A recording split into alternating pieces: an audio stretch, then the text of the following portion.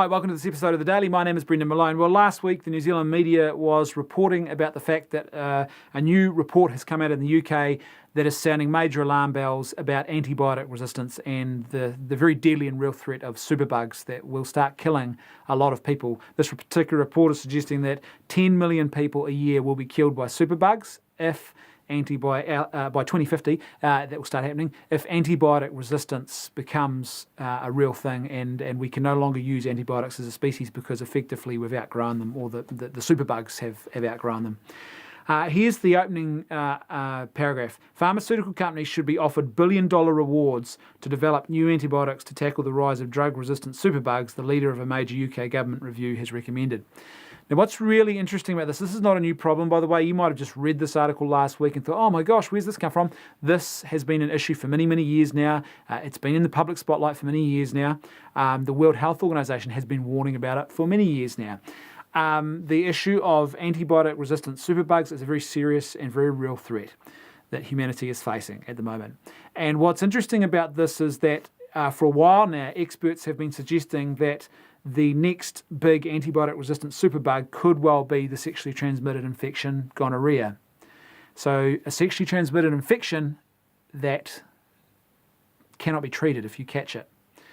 Now, this would be, I think, when that happens, if that does happen, that would surely be the end of the sexual revolution as we knew it. It would be the ultimate dead end.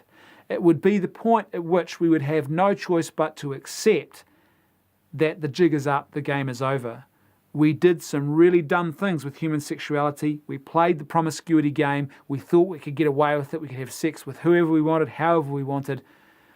But as a friend of mine who passed on a couple of years ago used to say, he was a doctor, he used to say, Mother Nature is a cruel mistress and she always wins. She always wins.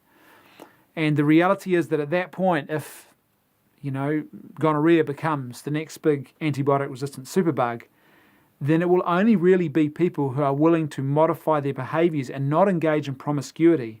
People who actually save the gift of their sexuality for a lifelong committed relationship and who don't have sex with other people. Because the more partners you have sex with, the greater the risk becomes if you catch a sexually transmitted infection. That's exactly how they're incubated and transmitted through a society, by multiple and high rates of partner exchange. So the people who stay away from those sort of behaviours and instead commit themselves to what resembles or is the Christian sexual ethic of saving the gift of your sexuality for that one person that you marry and then not having sex with anybody else but that person for the remainder of your days or the remainder of your marriage, then guess what? Your chance of catching a sexually transmitted infection that is a superbug and that will kill you because we can't treat it is almost zero.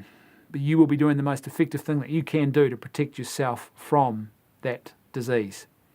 It really says a lot, I think, about Christian sexual ethics and how fundamentally true and important they are for us as a species and for our survival. Thanks for watching. I'll see you tomorrow on The Daily.